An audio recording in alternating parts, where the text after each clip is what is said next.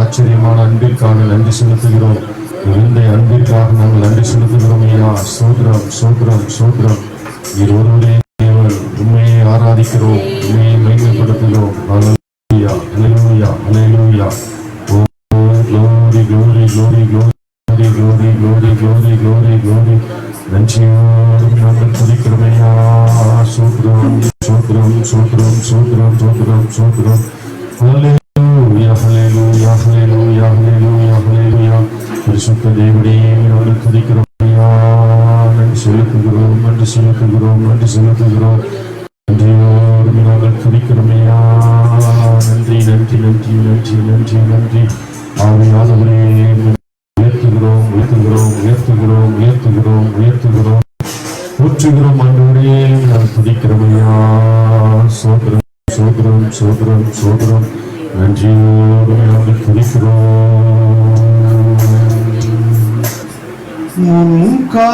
முன்காலமெல்லாம் என்னை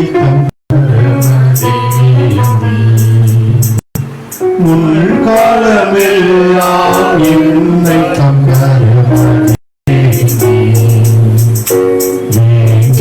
தந்தைகள் யாவும் புகழ்ந்தளித்தாரே.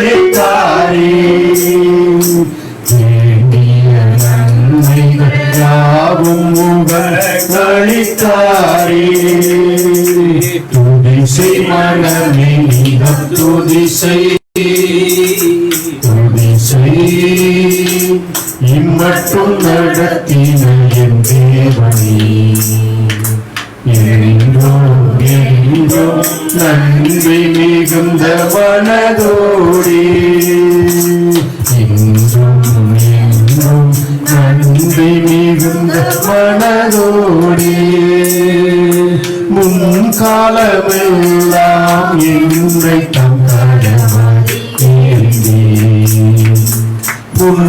முன்காலமெல்லாம் என்னை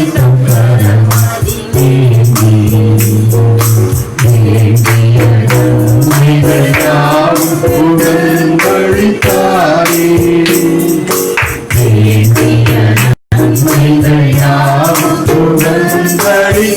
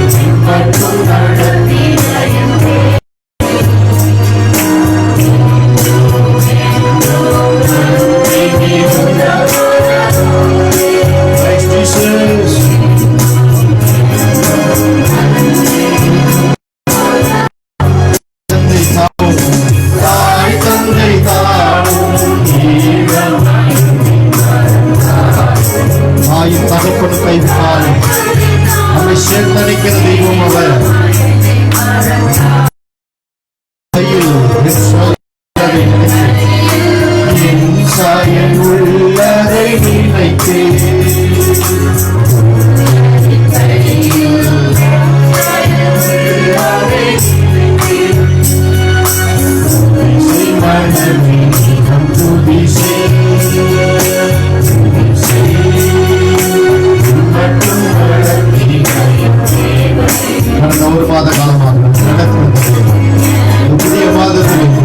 எல்லாரும் உயிர்த்தலை மனம் வச்சுட்டாங்க.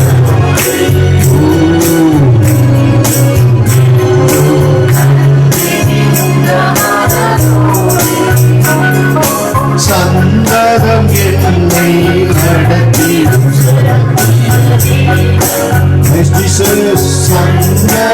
என்னை சொந்தம் பாராட்டி என்னுடன் இருப்பதினாலே என்னுடன் இருப்பதினாலே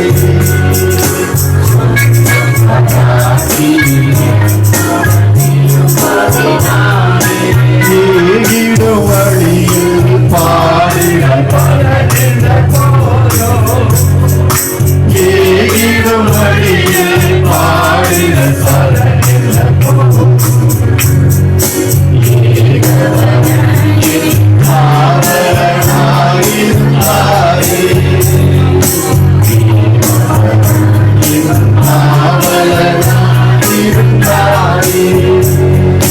சோதனை பலவாய் சோதனை பலவாய் சேதமுறாமல் முற்றிலும் முற்றிலும் காக்க வல்லோரே முற்றிலும் காக்க வல்லோரே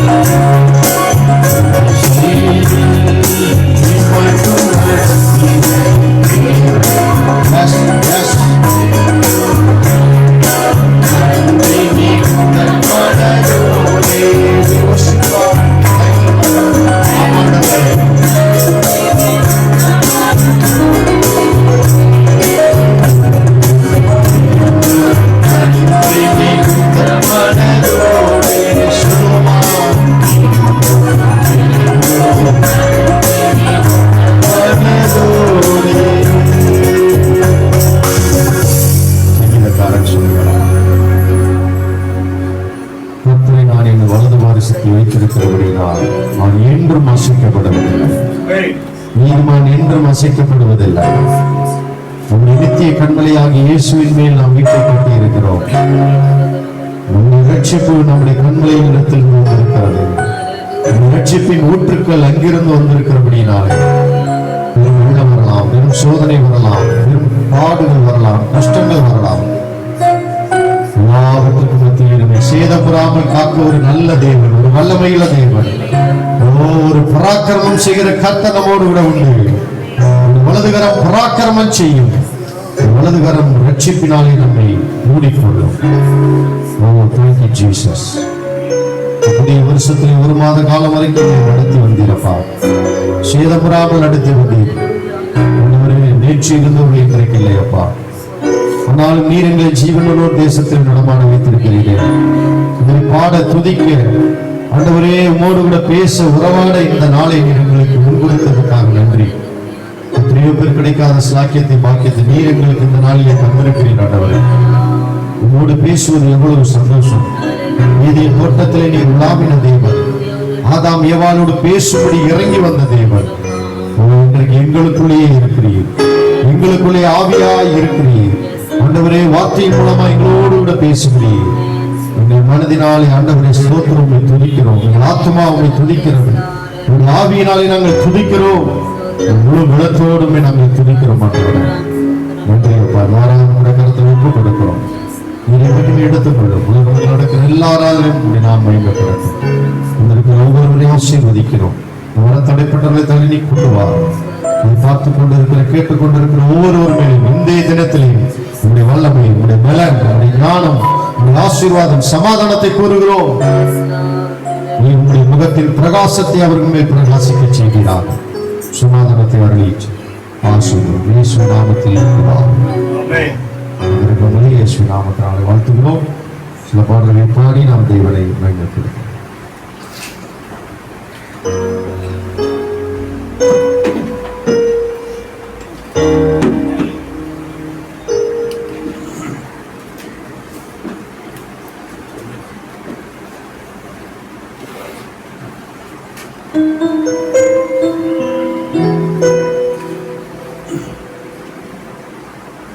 நான் உயிரோடு இருக்கும் நாளெல்லாம் உம்மை புகழ்ந்து பாடுவேன்.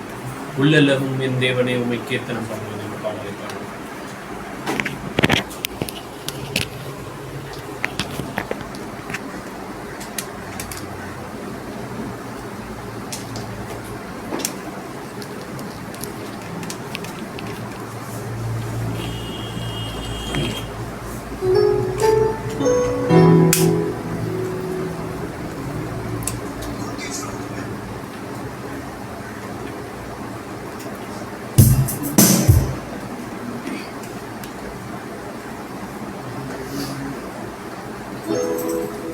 நான் உயிரோடு இருக்கும் நாளெல்லாம் உம்மை புகழ்ந்து பாடுவேன். உள்ளளவும் என் தேவனே உம்மை கீர்த்தனம் பண்ணுவேன். உயிரோடு இருக்கும் நாளெல்லாம் உம்மை புகழ்ந்து பாடுவேன். உள்ளளவும் என் தேவனே உம்மை கீர்த்தனம் பண்ணுவேன். மறித்த என் தேவன் நீரே, உமது அன்பை விட்டு விலகி நான் இங்கே போவேன்.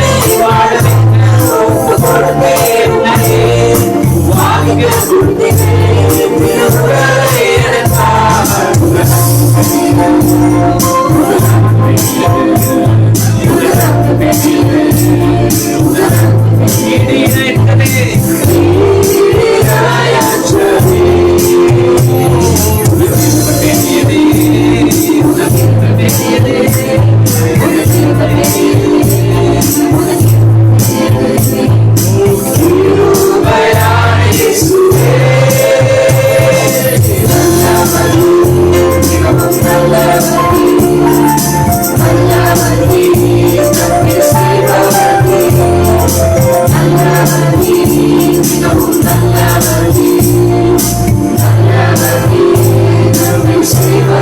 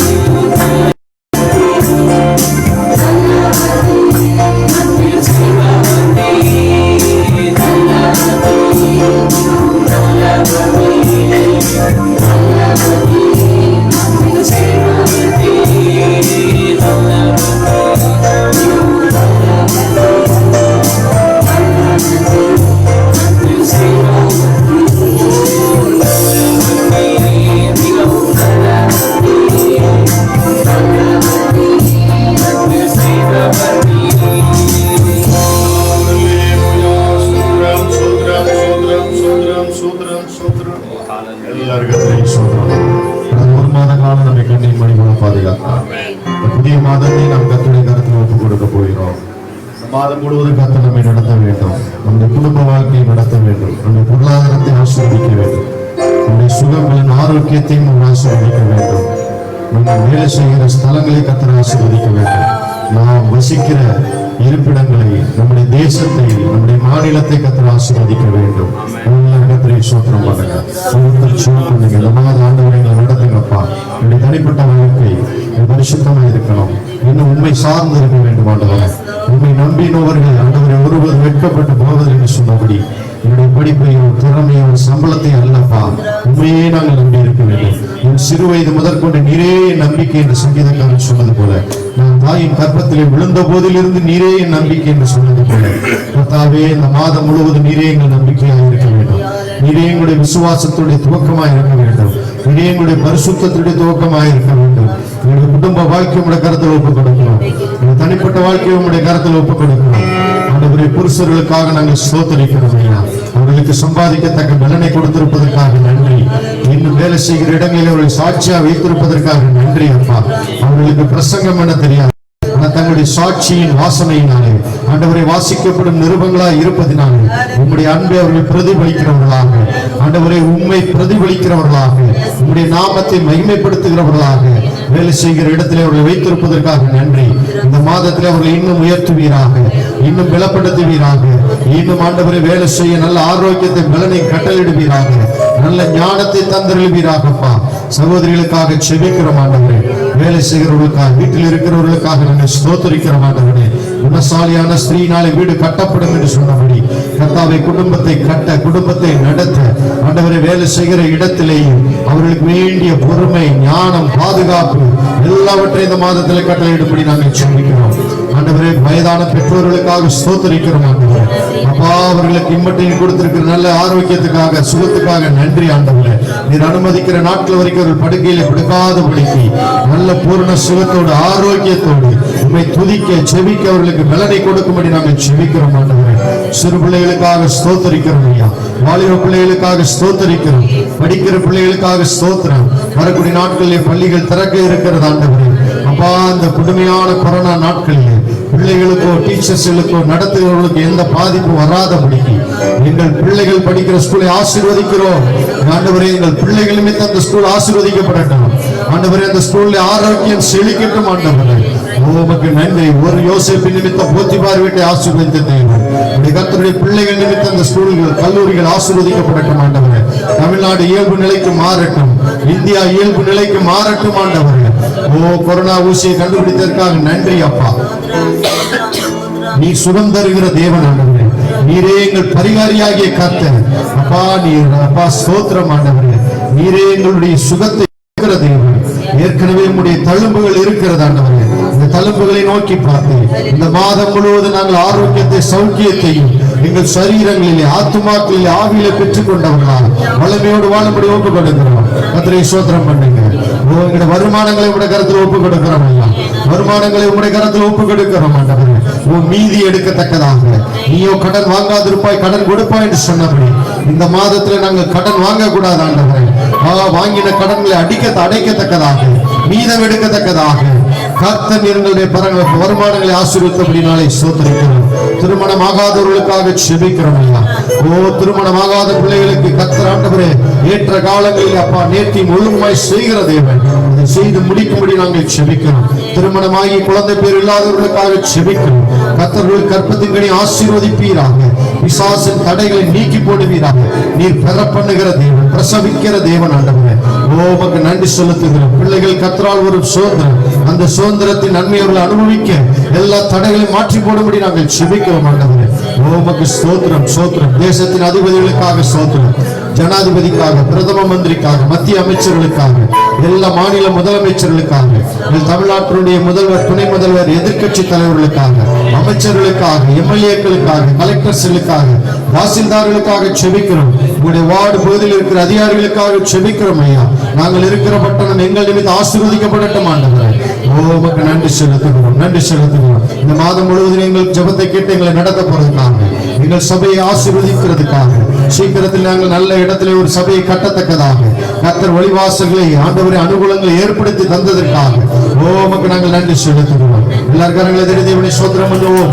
Praise the Lord, praise the Lord, praise the Lord. நன்றி சுகம் தந்தீரே, நன்றி ஐயா.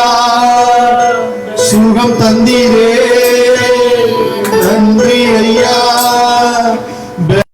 தந்தீரே, நன்றி ஐயா.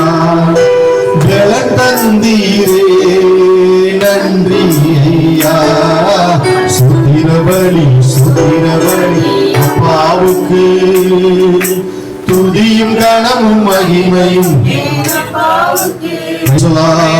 சுத்திரவழி சுத்திரவழி அப்பாவுக்கு ஜீசஸ் துதியும் கனமும் மகிமையும் அப்பாவுக்கு. சுத்திரவழி சுத்திரவழி அப்பாவுக்கு. கரங்களை தட்டி பாடுவோமா? துதியும் கனமும் மகிமையும் அப்பாவுக்கு. சுகம் தந்தீரே, நன்றி ஐயா. சுகம் தந்தீரே, நன்றி ஐயா. பலன் தந்தீரே, நன்றி ஐயா. பாடும்போது பலன், பாடும்போது சுகம், பாடும்போது ஆரோக்கியம். சுத்திரவழி சுத்திரவழி அப்பாவுக்கு துதியும் கனமும் மகிமையும் அப்பாவுக்கு. எல்லாருமா சொல்லுங்க. சுத்திரவழி சுத்திரவழி அப்பாவுக்கு துதியும் கனமும் மகிமையும் அப்பாவுக்கு. சுத்திரவழி சுத்திரவழி அப்பாவுக்கு துதியும் கனமும் மகிமையும் அப்பாவுக்கு. சுத்திரவழி சுத்திரவழி அப்பாவுக்கு துதியும் கனமும் மகிமையும் அப்பாவுக்கு. Praise the Lord Jesus. நன்றி ஆண்டவரே. மாதம் முழுவதும் எங்களை அப்படியாக நடக்க செழிப்பான வீட்டில் எங்களை நிறுத்த போவதற்காக ஸ்தோத்திரம். ஆண்டவரே, உங்களுடைய ஆவி ஆத்மா சரீரத்தை முற்றிலும் ஒப்புக் கொடுக்கிறோம். ஒரு பரிசுத்தத்தோடு காத்துக்கொண்டு இந்த மாதத்தில் நாங்கள் இன்னும் உம்மோடு கூட அதிகமாக நெருங்கி ஐக்கியப்பட, இந்த சத்தத்தை கேட்க, இந்த வேதத்தை வாசித்து மகிழ ஆண்டவரே ஸ்தோத்திரம். உங்களுடைய உள்ளந்திரியங்கள் கொடுத்து விட்டு எறிய அப்பா, நாங்கள் இந்த மாதம் முழுவதும் தேவ சத்தம் கேட்க, தேவ தரிசனங்களை பார்க்க, விசுவாசத்தில் நடக்க, உங்களுடைய தரிசனத்தில் விசுவாசத்தில் நடக்க கிருபை செய்வீராக. மாதங்கள் பொல்லாத மாதங்களாக உலகம் சொல்லலாம், ஆனால் நீ எங்கள் நல்ல தேவனோடு கூட இருக்கிறீர். பொல்லாதவைகளை நன்மைகளாக மாற பண்ணுகிற தேவனாக நடத்துவீராக, ஆசீர்வதிக்கிறார். இயேசு நாமத்தில் இருக்கிறார்.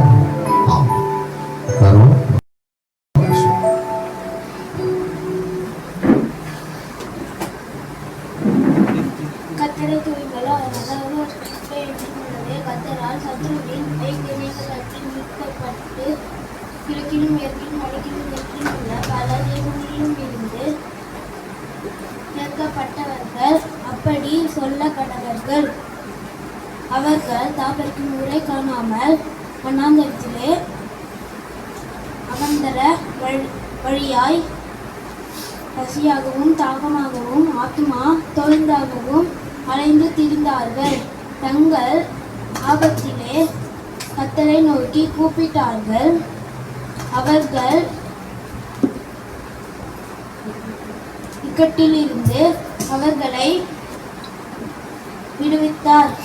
சங்கீதம் 107:6.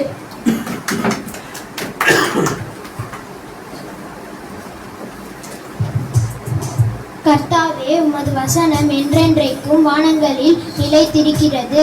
உமது உண்மை தலைமுறை தலைமுறையாக இருக்கும். பூமியை உறுதிப்படுத்தினீர், அது நிலைத்திருக்கிறது. உம்முடைய பிரமாணங்களை நிறைவேற்றும்படி அவைகள் இந்நாள் வரைக்கும் நிற்கிறது. சமஸ்தமும் உண்மை சேவிக்கும். உமது வேதம் என் மனமகிழ்ச்சியாய் இராதிருந்தால் என் துக்கத்திலே அழிந்து போயிருப்பேன். நான் ஒருபோதும் உம்முடைய கட்டளைகளை மறக்க மாட்டேன். அவைகளால் நீர் என்னை உயிர்ப்பித்தீர். நான் உம்முடையவன், என்னை ரட்சியும். உம்முடைய கட்டளைகளை ஆராய்கிறேன். துன்மார்க்கர் என்னை அழிக்க காத்திருக்கிறார்கள். நான் உமது சாட்சிகளை சிந்தித்துக் கொண்டிருக்கிறேன். சகல சம்பூர்ணத்திற்கும் எல்லையை கண்டேன். உம்முடைய கற்பனையோ மகா விஸ்தாரம். சங்கீதம் 119 89 96.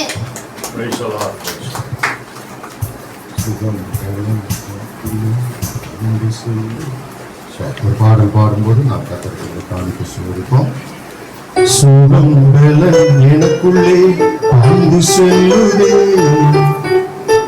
வல்லமை நதியாய் பரவி பாயுதே. சுகம் பலன் எனக்குள்ளே பாய்ந்து செல்லுதே, வல்லமை நதியாய் பரவி பாயுதே.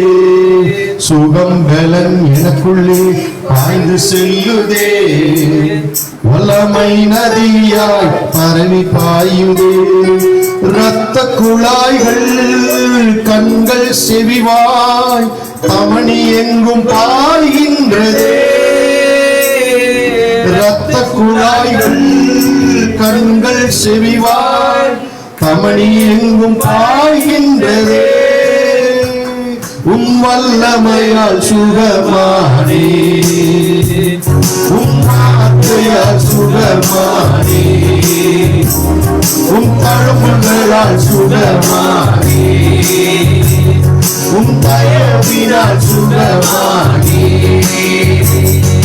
இயேசையா ரட்சகரே, சுகம் தரும் என் தெய்வமே. இயேசையா சுகம் தரும் என் தெய்வமே.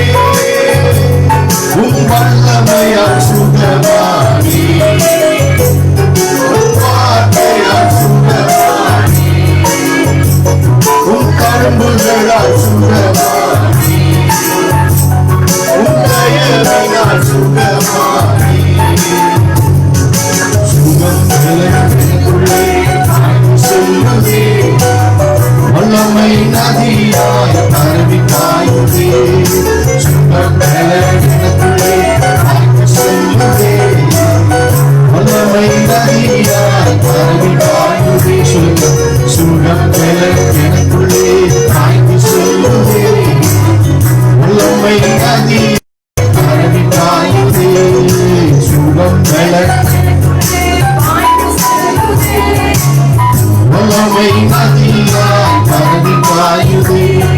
இரத்த குழாய்கள் கண்கள் சிறிவா தமணி எங்கும் பாய்கின்றதே. இரத்த குழாய்கள் கண்கள் செவிவா தமணி எங்கும் பாய்கின்றதே.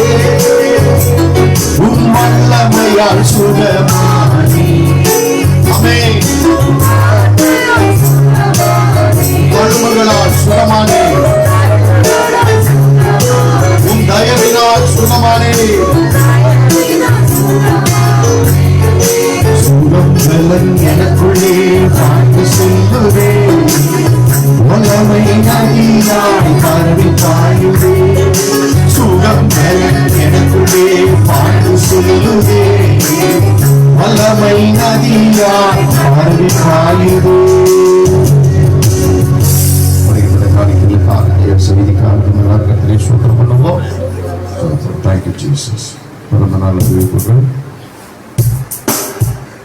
ஒன்பதாம் தேதி ஜெகன் மீனாட்சி திருமண நாள்.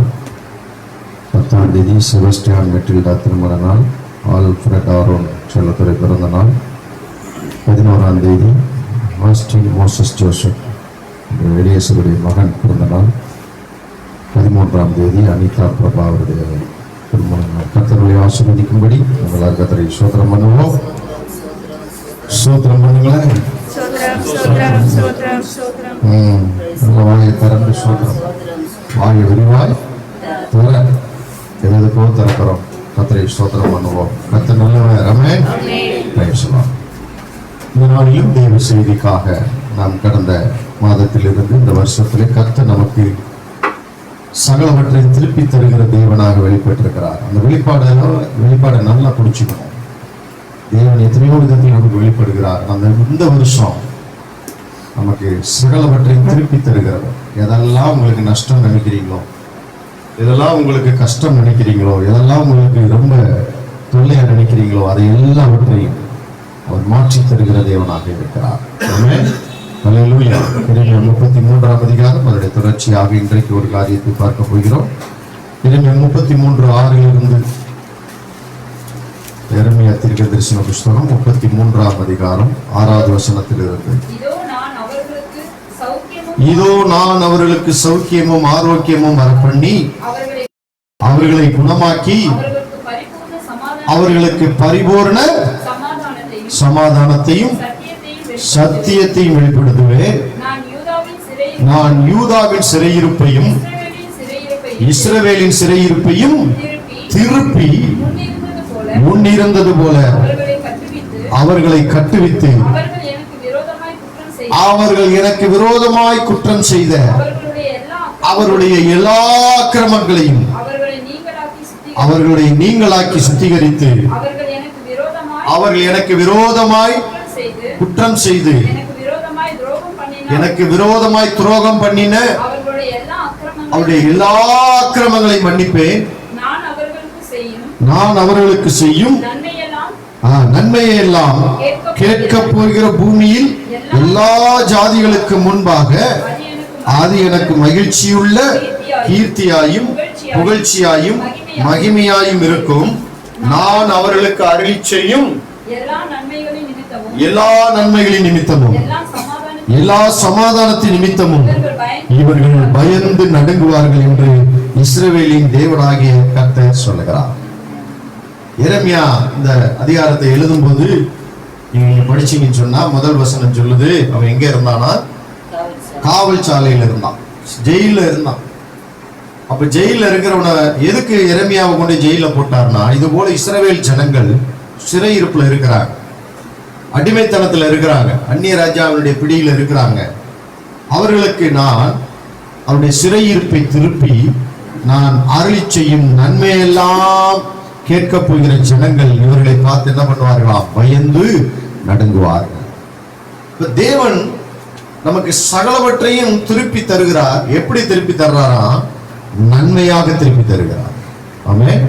அவர்கள் முன்னிருந்தது போல, அந்த வார்த்தை ரொம்ப நல்லா இருப்பார், முன்னிருந்தது போல அவருடைய சிறையிருப்பை திருப்பி நான் அவர்களுக்கு செய்ய போயும் நன்மை என்ன நன்மைன்னு மேல சொல்லிட்டார். இதோ நான் அவர்களுக்கு சௌக்கியத்தையும் ஆரோக்கியத்தையும் வரப்பண்ணி சமாதானத்தையும் சத்தியத்தையும் வெளிப்படுத்துவேன். என்ன நன்மை பாருங்க, ஆரோக்கியம் சத்தியம். எல்லாம் சொல்லுங்க, பக்கத்துல இருக்கிறவங்களை பிடிச்சி உங்களுக்கு கர்த்தர் ஆரோக்கியத்தை சௌக்கியத்தை சமாதானத்தை சத்தியத்தை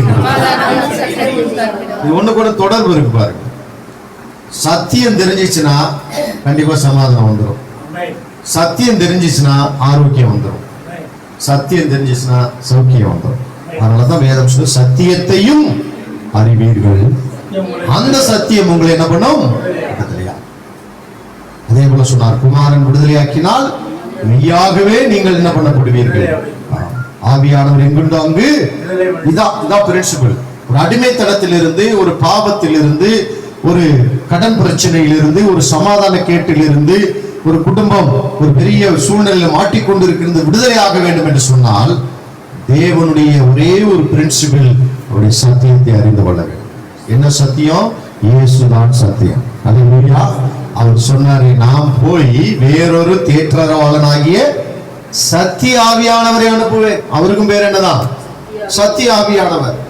அப்ப சத்தியம், the truth, whatever you are knowing the truth, எந்த சத்தியத்தை நீங்க அறிஞ்சிருக்கிறீங்களோ அதுதான் உங்களை விடுதலை ஆகும், அதுதான் விடுதலை ஆகும். பாருங்க, நான் முந்தா நாள் நினைக்கிறேன் அரகுணம் வரைக்கும் போயிருந்தேன், சாரி தாம்பரம் வரைக்கும் ஏஞ்சலுக்காக ஒரு சர்டிபிகேட் வாங்க, ஒரு ஃபார்ம் வாங்குறதுக்காக போயிருந்தேன். எப்பவுமே ரிட்டர்ன் டிக்கெட் உண்டு இல்லைங்களா ட்ரெயின்ல, ஆனா இப்ப தர மாட்டேங்கிறாங்க. நான் என்ன பண்ணிட்டேன், தாம்பரத்துக்கு டிக்கெட் எடுத்துட்டு போயிட்டேன். காலேஜில் போய் ஃபார்மை வாங்கிட்டு திரும்பி ஏறி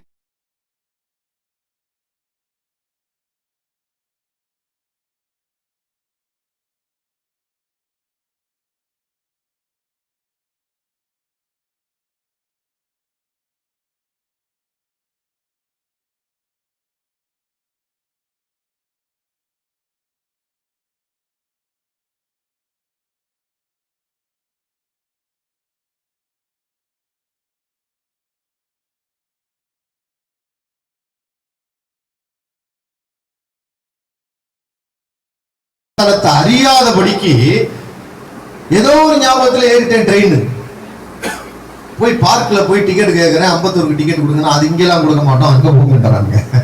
சென்ட்ரல்ல போனா பெரிய லைன் நிக்குது.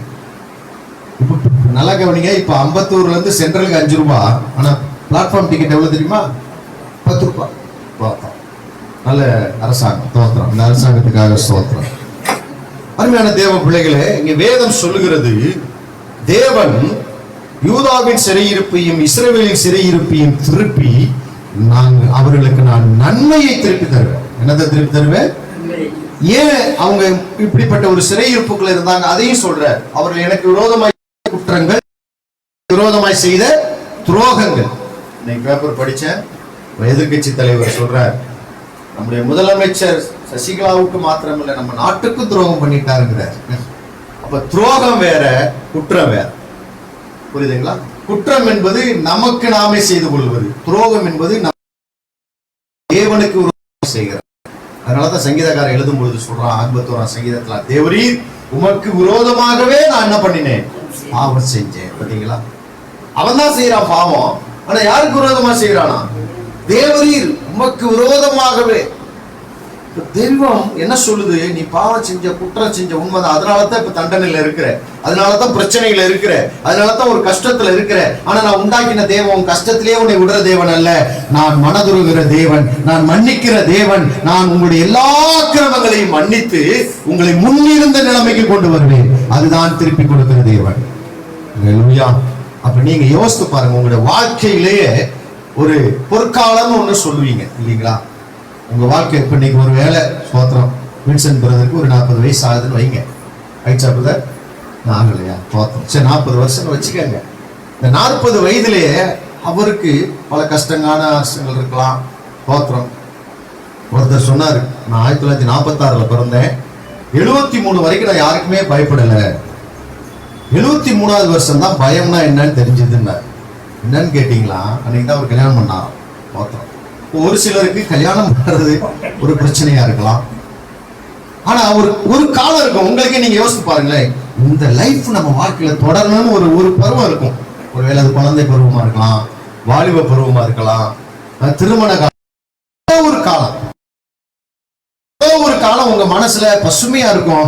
இந்த காலம் நமக்கு நல்லா இருந்துச்சுன்னா, இதே போல நம்ம வாழ்க்கை இருந்திருந்தா எப்படி இருக்கும் நம்ம நினைக்கிறோம் பாருங்களேன். அந்த முன்னிருந்த காலத்தை கர்த்தர் இந்த வருஷம் நன்மையா நமக்கு நிரப்ப போறார்.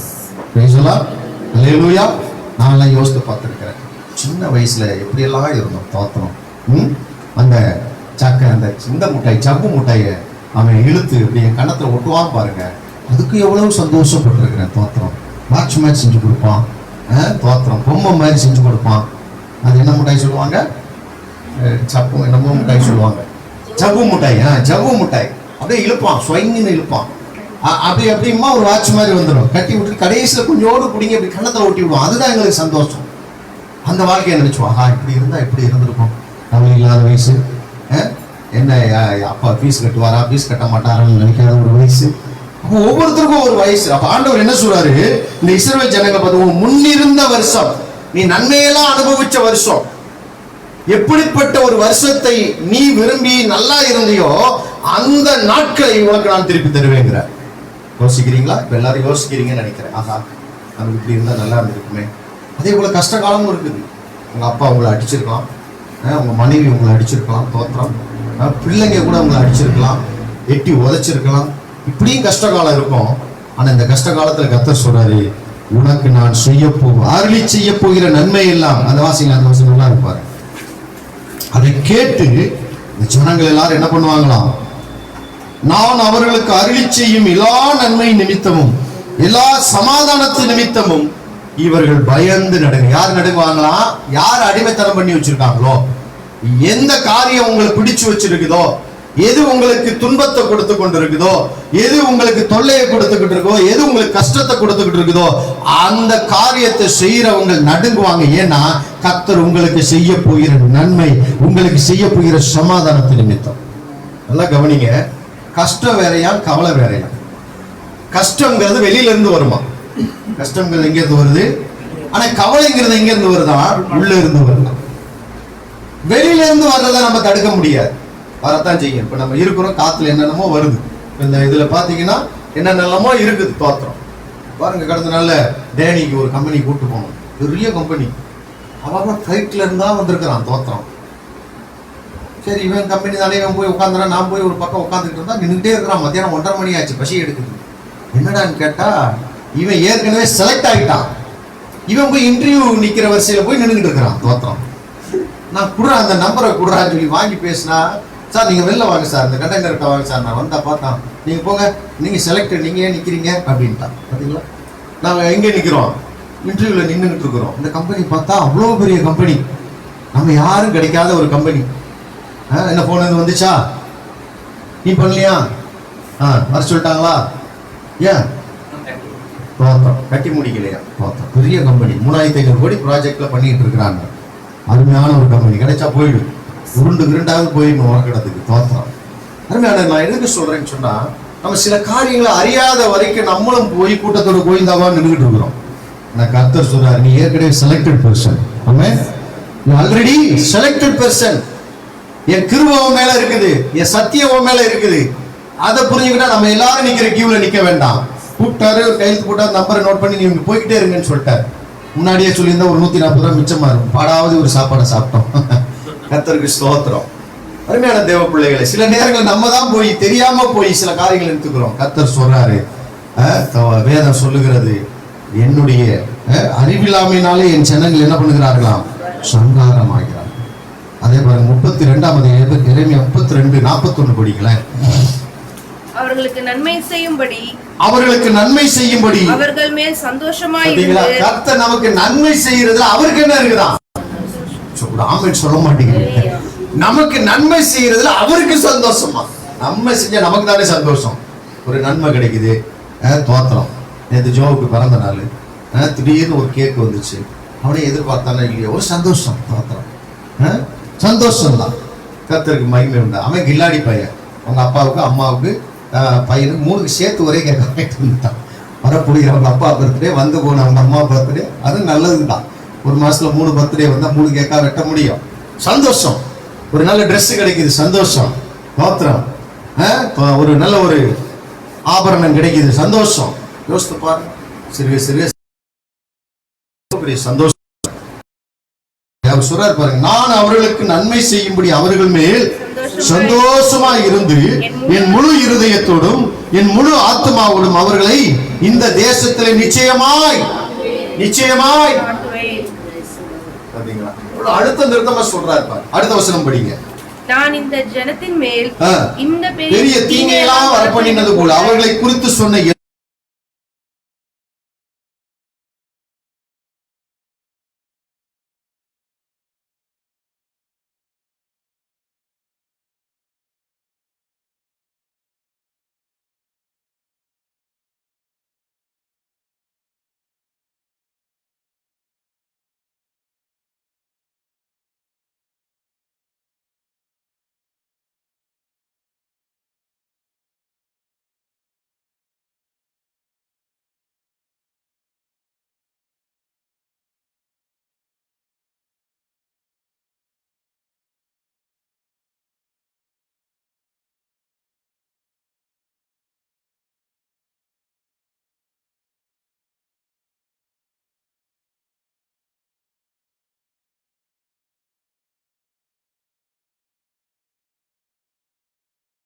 புசிப்புக்கு நல்லதும் பார்வைக்கு நீங்கள் இதை புசிக்கும் நாளிலே உங்கள் கண்கள் திறக்கப்படும் என்றும் நீங்கள் நன்மை தீமை அறிந்து. அப்ப தேவனுக்கு என்ன தெரியுங்க? நன்மையும் தெரியும், தீமையும் தெரியுமா தெரியாதா? அதனாலதான் தீர்க்கதரிசி எழுதி விட்டாரு, இந்த தீங்கு அனுப்பிச்சிருக்கிற தீங்கெல்லாம் கர்த்தர் தான் கொண்டு வந்தாருன்னு சொல்றாரு. இல்ல, நன்மை தீமை. 12வது வசனம் படிங்க, என்ன தெளிவா இருக்கும் பாருங்க. அதற்கு ஆதாம் என்னோட இருக்கும்படி தேவரே தந்த ஸ்திரீயானவள் 22வது வசனம். பின்பு தேவனாகிய கர்த்தர் இதோ மனுஷன் நன்மை தீமை அறியத்தக்கவனாய் நம்மில் ஒருவனைப் போல. நல்லா கவனிங்க, கர்த்தர் சொல்றாரு நம்மள ஒருத்தனை போல வேணும் ஆயிட்டான். அப்பனா கர்த்தருக்கு என்ன தெரியும்? நன்மை தீமை செய்ய முடியும், அவர் வல்லமை உள்ளவர். இப்ப மனுஷனுக்கு அந்த அறிவு என்ன பண்ணிடுச்சு? வந்துருச்சு. நன்மை தீமை செய்கிற அறிவு வந்துருச்சு. அப்போ இப்ப மனுஷன் என்ன பண்றான்? நன்மையும் செய்ய முடியும், தீமை செய்யும். அதனாலதான் 4ஆம் அதிகாரத்துல கர்த்தர் காயினை பார்த்து கேட்கிறாரு, நீ நன்மை செய்தால் மேன்மை இல்லையோ? பாத்தீங்களா, அவன் என்ன செஞ்சிட்டான்? தீமை செஞ்சிட்டான். முதல் தீமை என்னதான்? சொந்த சகோதரன் என்ன பண்ணிட்டாங்க? கொலை செஞ்சிட்டான். அப்பதான் கர்த்தர் கேட்கிறாரு, நீ நன்மை செய்தால் மேன்மை இல்லையோ? பாவம் உன் வீட்டு வாசற்படியில படுத்திருக்கிறதே. இப்ப நன்மை செய்வதுதான் தேவனுடைய சித்தம், தீமை செய்வது அல்ல.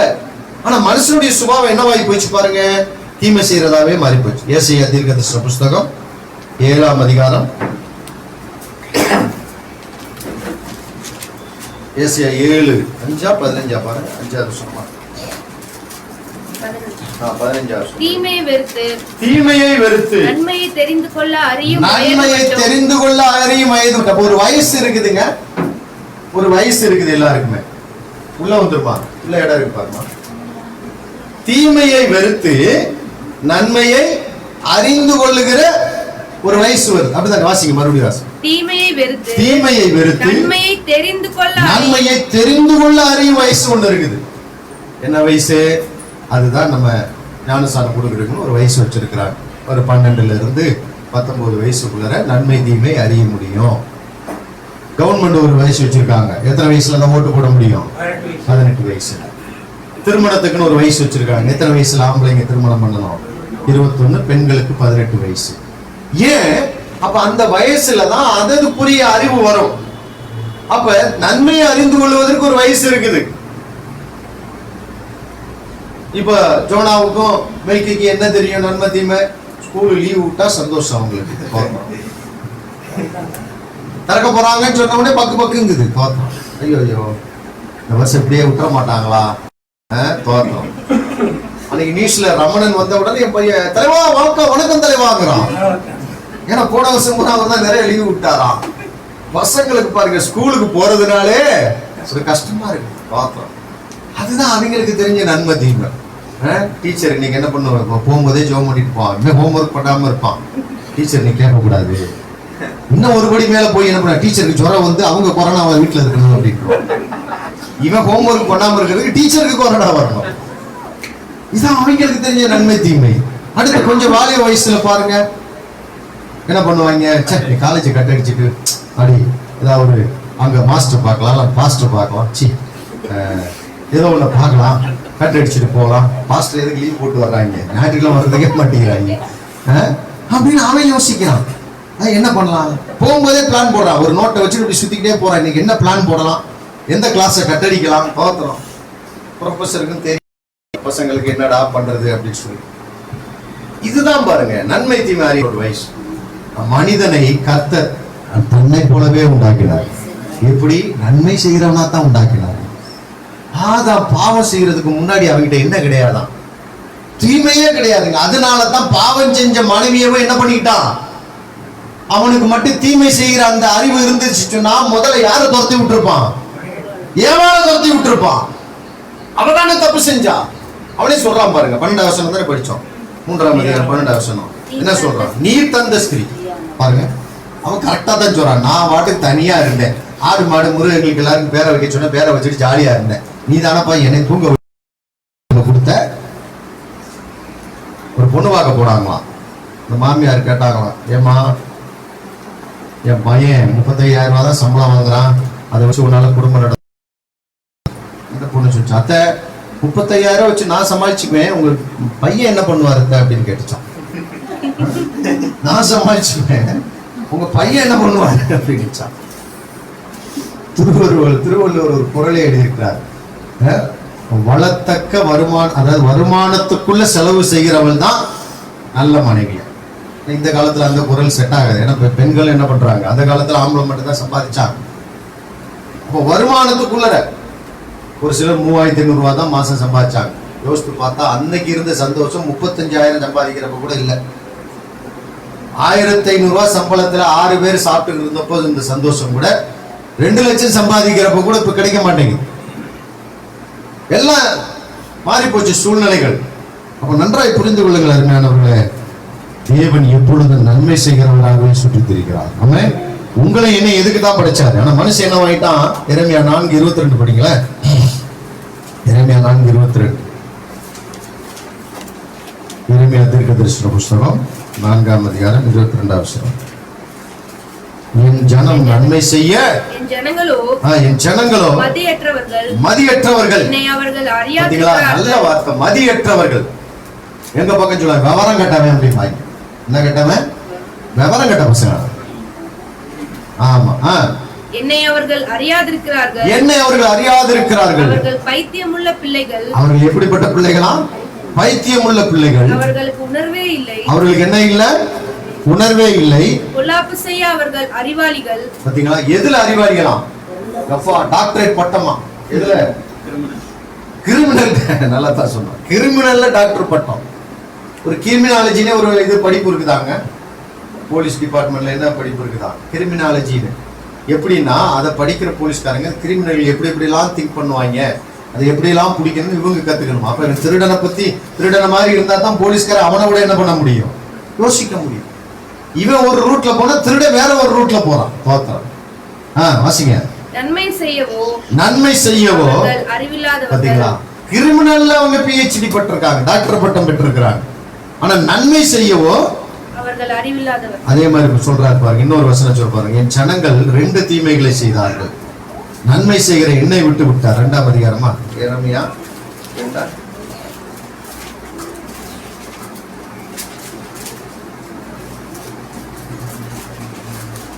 என் ஜனங்கள் 2 தீமைகளை செய்தார்கள்.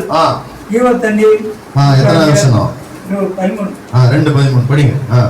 என் ஜனங்கள் 2 தீமைகளை செய்தார்கள். ஒண்ணு என்ன? கர்த்தராகிய ஜீவ தண்ணீராகிய என்ன அவங்க என்ன பண்ணிட்டாங்க? நல்லா கவனிங்க. நீங்க தீமையே செய்யாம தேவனை விட்டுட்டீங்கனாலே அது தீமை செய்யற ஆவி உங்களுக்கு வந்துடும். கர்த்தரை விட்டுட்டாலே ஆட்டோமேட்டிக்கா பிசாசுடைய பக்கத்துல போயிருவீங்க. 2 தீமைகளை செய்தார்கள். ஒன்று, ஜீவ தண்ணீராகிய எண்ணெய் விட்டு விட்டார்கள். நன்னீர் ஊற்றான தண்ணீர் நிற்காத தொட்டிகளாகிய வெடிப்புள்ள தொட்டிகளை என்ன பண்ணி கொண்டார்கள்? ஒண்ணு, ஜீவ தண்ணீர் ஊற்று. நீ அணை கட்ட தேவையில்லை, டேம் கட்ட தேவையில்லை, தொட்டி கட்ட தேவையில்லை, ஊற்று வந்துகிட்டே இருக்கிற ஊற்ற விட்டுட்டாங்க. இன்னொன்னு என்ன பண்றாங்க? அறிவோட நம்ம தொட்டி கட்டி தண்ணியை சேமிச்சு வைக்கலாம்னு பாக்குறாங்க. அந்த தொட்டி எப்படி இருக்குதா? வெடிப்புள்ள தொட்டி, தண்ணீர் நிற்காத தொட்டி. நமக்கு ஒரு அறிவு வேணும். தேவன் நன்மை செய்கிறவர். நம்மை என்ன எப்படிதான் உண்டாக்கி இருக்கிறாரு? அப்படிதான் உண்டாக்கி. 13:23 படிங்க. எரேமியா 13:23.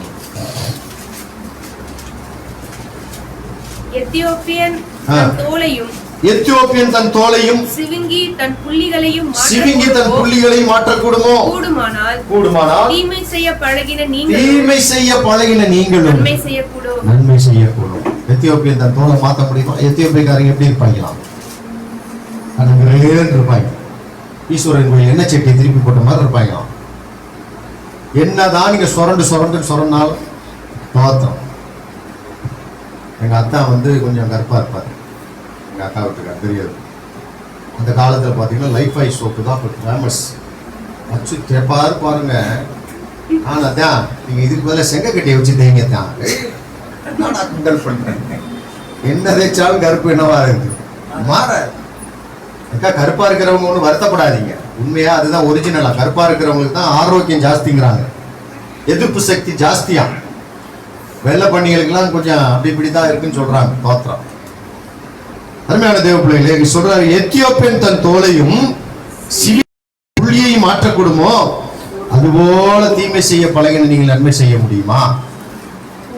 நான் என்ன ஜனங்களுடைய எண்ணம். நிறைய சங்கீதத்தில் நீங்க படிச்சு பாத்தீங்கன்னா, நன்மை செய்யணும் ஒருவனாகிலும் இல்லை, உணர்வுள்ளவன் ஒருவனாகிலும் இல்ல, நீதிமான் ஒருவனாகிலும் இல்ல. நிறைய வசனம். தேவன் எப்படிப்பட்டவர் அதையும் ஒரு சில வசனம் சொல்றோம் பாருங்க. தேவன் எப்படிப்பட்டவர்? 13ஆம் சங்கீதம் 6ஆவது வசனம் படிங்க. 13ஆம் சங்கீதம் 6ஆவது வசனம். கர்த்தர் எனக்கு நன்மை செய்தபடியால் அவரை நான் என்ன பண்ணுவேன்? ஏன் பாடணும்? ஏன் பாடணும்? அவர் நன்மை மாத்திரம் தான் செய்வாருங்க. அதனாலதான் பாடுறோம். கர்த்தர் நல்லவர் துதியுங்கள் பாடுறோம். ஏன் கர்த்தரை பாடுறோம்? பாருங்க, ஒண்ணும் இல்லைங்க. கட்சி தலைவர் கத்துறாங்க, வாழ்க வாழ்க கத்துறாங்க. அடித்தொண்டையில இருந்து கத்துறாங்க, வாழ்க வாழ்கன்னு கத்துறான். ஏன்? அவனால அவங்களுக்கு கட்சியில் என்ன உண்டு? அது இந்த எலெக்ஷன் டைம்லாம் வந்துட்டா ஒரு பூத் ஏஜென்ட்டுக்கு எவ்வளவு பணம் கொடுப்பாங்க. கட்சினால அவங்களுக்கு ஏதோ நன்மை இருக்கு.